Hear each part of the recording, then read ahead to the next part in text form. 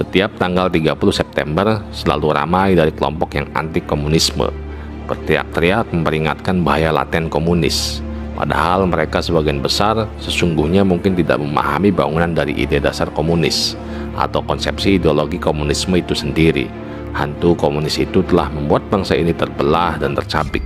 Bahkan ketika runtuhnya rezim Orde Lama menuju terbitnya Orde Baru, sekian ratus ribu, mungkin jutaan rakyat Indonesia yang tidak tahu apa-apa harus dieksekusi atas nama ideologi ini. Saya tidak ingin membahas lebih jauh siapa itu Karl Marx, Hegel, Engels, atau semua filsuf yang memberikan sumbangan pemikiran kepada ide komunisme. Yang jelas, intinya adalah reaksi atas revolusi industri yang menjadikan sistem kapitalisme, industrialisasi, dan eksploitasi buruh harus dikoreksi, di mana kaum borjuis atau pemilik modal yang menghisap kaum proletariat atau pekerja harus ditumbangkan dalam sistem masyarakat tanpa kelas. Pada gilirannya, semua harus diatur dalam sistem negara. Awalnya sebatas ide, lalu melembaga menjadi ideologi, kemudian manifesto dan revolusi, dan akhirnya menjadi ornamen negara. Cita-cita sebenarnya mulia, namun praktiknya yang utopis banyak menciptakan masalah, termasuk kritik atas kooptasi gereja di Eropa yang korup. Menjadi seruan menolak agama sebagai candu yang menindas karena dogma-dogmanya. Pada akhirnya berkembang menolak agama, bahkan ketuhanan itu sendiri. Komunis tidak mesti ateis, tapi hubungannya sangat erat karena menolak penindasan atas nama apapun, termasuk konsepsi ketuhanan yang dianggap represif. Meski pada akhirnya, setelah ideologi komunis menguasai negara, bahkan menjadi penindas baru yang tak kalah kejamnya. Di negara-negara liberal, ideologi kiri ini tetap punya ruang bermetamorfosis dalam ideologi sosialis demokrat atau sosdem yang lebih fleksibel. Baiklah, dengarkan baik-baik dan simak sampai selesai, karena di video ini saya akan mengulas lebih jauh, Bray.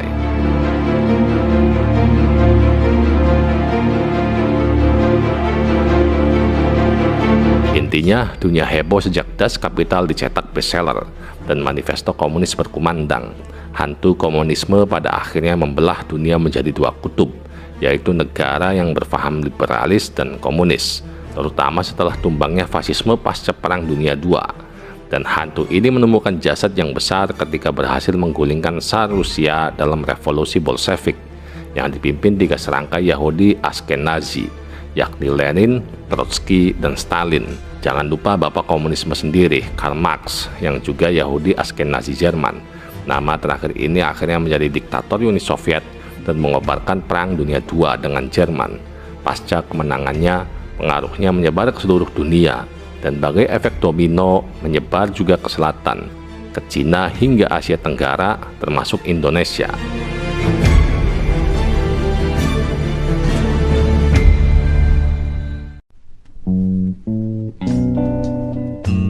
Komunisme ke Indonesia dibawa oleh seorang Belanda, Hans Nevlid, yang juga seorang Yahudi, yang nantinya membentuk SDV hingga PKI.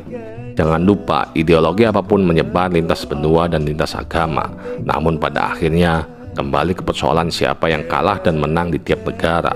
Terlepas dari latar belakang apapun, bangsa ini belum lupa bagaimana PKI berkali-kali melakukan pemberontakan, dan yang sering menjadi korban adalah keluarga besar Nahdlatul Ulama, baik dari kalangan pesantren maupun rakyat jelata. Ini terjadi karena tiga hal. Satu, di zaman itu keduanya berbagi pangsa pasar yang sama, kaum pinggiran dan pedesaan. Dua, metodologi gerakan yang berbeda. Yang satunya progresif revolusioner atau politbiro tersentral, yang satunya memegang teguh tradisi berguru kepada ulama atau sanad. Tiga, pandangan teologis yang bertolak belakang. Yang satu menganggap agama adalah candu, yang lainnya agama dengan segala tradisinya adalah nilai-nilai yang harus dimuliakan dan dilestarikan. Untuk kasus ini, walaupun banyak tokoh komunis berangkat dari Sarekat Dagang Islam, Sarekat Islam, atau keluarga pesantren, tapi pandangannya akan agama yang jumud tetaplah dianggap sebagai candu. Singkat waktu, PKI akhirnya menjadi partai terlarang setelah pemberontakan tahun 1965, tepat tanggal 30 September, ketika perseteruan Dewan Jenderal dan Dewan Revolusi mencapai antiklimaksnya. Kedua kekuatan yang bersaing di sekitar Bung Karno, sang pemimpin besar revolusi, dan Presiden seumur hidup versi TAP MPRS _3 _1963. Sekali lagi, di video ini tidak akan mengulas terlalu jauh apa yang terjadi, siapa yang bermain dan diuntungkan, atau siapa yang benar dan salah. Biarlah sejarah kelam itu menjadi pelajaran yang berharga bagi bangsa ini untuk selamanya. Yang jelas, ada tragedi kemanusiaan tragis, dibantainya jutaan manusia. Yang pasti, rezim Orde Baru sebagai pemenang menjadikan PKI sebagai partai terlarang. Semua yang berbau komunis akan disikat tanpa mekanisme hukum yang memadai. PKI benar-benar hancur dan terlaknat di Nusantara. Dan tentu saja, momok itu masih menghantui hingga hari ini. Ketika sesuatu dicap PKI, maka konotasinya sangat hina. Stigma ini banyak digunakan untuk membunuh karakter lawan politik dari tingkatan kampung hingga negara. Saya memutuskan untuk menyatakan berhenti dari jabatan saya sebagai Presiden Republik Indonesia terhitung sejak saya bacakan pernyataan ini pada hari ini, Kamis 21 Mei 1998. Setelah tumbangnya Orde Baru dan memasuki reformasi, Presiden Gus Dur mencoba melakukan apa yang disebut rekonsiliasi 1965. Gus Dur dengan elegan meminta maaf bahwa organisasi yang dipimpinnya ketika itu, yakni NU, dengan jujur terlibat di dalam aksi pembersihan PKI tahun 1965 hingga 1966. I think the army then quote-unquote prepared the nation against communism by blaming the communists on everything. So because of this then we have to acknowledge thoroughly that if we did a wrong thing, then we have to apologize. Dan selain itu, Gus Dur berupaya menghapus Tab MPRS nomor 25/1966 tentang pelarangan PKI.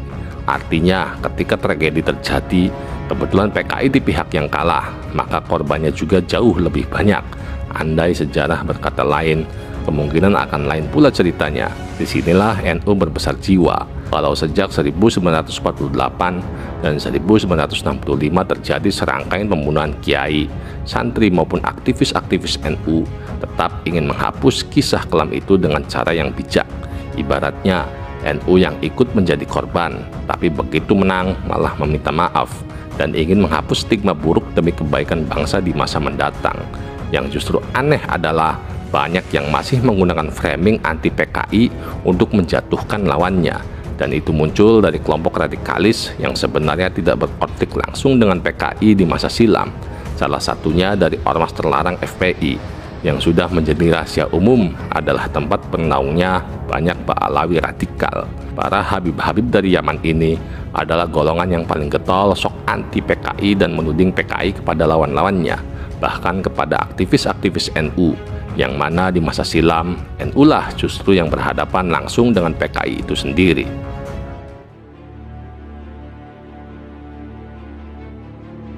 Apabila dirunut dengan jujur, ketua PKI yang terakhir pucuk pimpinannya adalah dari marga Ba'alawi, yakni DN Aidit.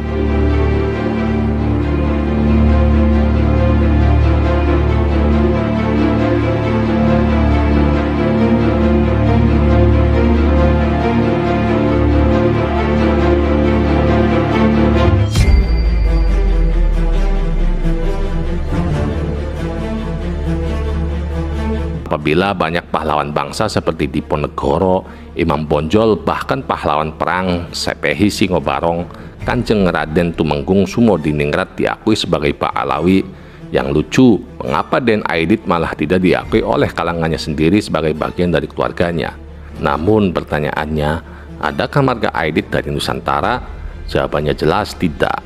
Aidit atau Aidid adalah nama marga dari imigran Yaman. Dan hal ini sudah diakui sendiri oleh putra Den Aidit, yakni Ilham Aidit.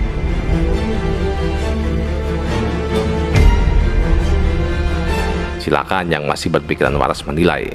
Apabila ada orang besar, pahlawan dan manusia yang harum oleh sejarah diakui sebagai keluarganya. Apabila ada manusia kalah, tercoreng dalam sejarah, malah ditolak sebagai bagian keluarganya. Maka manusia golongan apakah yang seperti ini? Jawabannya adalah sesuai untaian kalimat pada pembukaan di atas. Atau mungkin kalian punya jawaban lain? Tulis ocehannya di kolom komentar ya bray. Kesimpulannya fix dan valid berdasarkan data keluarga, pengakuan putranya sendiri, DNA Aidit adalah Ba'alawi. Masih kurang jelas, atau mungkin kebetulan Ba'alawi jadi pentolan PKI. Lalu siapa Ahmad Sofyan dan Fahrul Barakbah? Kedua Barakbah ini jelas tercatat sebagai gembong-gembong PKI, bahkan sempat menjadi anggota parlemen. Mari bertanya dengan jujur, katanya Ba'alawi banyak yang jadi ulama.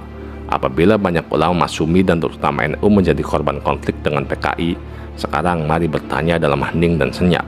Adakah ulama dari Ba'alawi yang menjadi korban dalam konflik dengan PKI? Silakan cari jawabannya pada rumput yang bergoyang.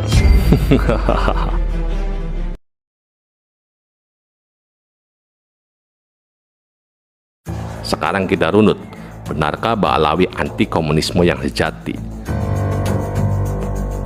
Sejarah mencatat, Yaman Selatan termasuk Provinsi Hadramaut adalah negara di dunia Arab kawasan Timur Tengah satu-satunya yang menerapkan ideologi komunis sebelum penyatuan dengan Yaman Utara yang lebih makmur dan maju. Di Yaman Selatan berdiri National Liberation Front atau NLF tahun 1963 yang berhaluan komunis.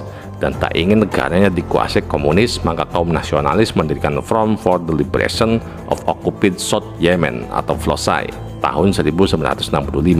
Awalnya FLOSAI lebih kuat karena didukung Mesir, namun ketika Mesir kalah dari Israel, terpaksa FLOSAI ditinggalkan sendirian melawan komunis, sehingga negara Yaman yang komunis secara tidak langsung mendapat bantuan Israel. Dan sebagai negara komunis, lazimnya menetapkan satu partai tunggal, yaitu Partai Sosialis Yaman, yang merupakan gabungan dari banyak faksi partai haluan kiri, Marxisme-Leninisme. Partai Sosialis Yaman sendiri yang berhaluan Marxis ternyata masih dipimpin oleh Ba'alawi, yaitu Abdurrahman Assegaf yang cukup lama menjadi sekjen partai dari 2015 hingga sekarang.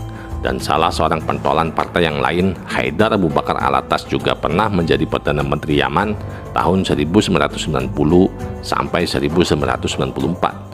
Bahkan Syekh Ali Al-Jufri, ulama keturunan Yaman yang tinggal di Uni Emirat Arab yang sering mondar-mandir ke Indonesia, adalah putra dari Abdurrahman Al-Jufri, mantan Wapres Yaman Selatan dan Ketua Asosiasi Politisi Berhaluan Kiri atau MOWJ yang memberontak kepada Yaman Bersatu lalu mengasingkan diri ke luar negeri.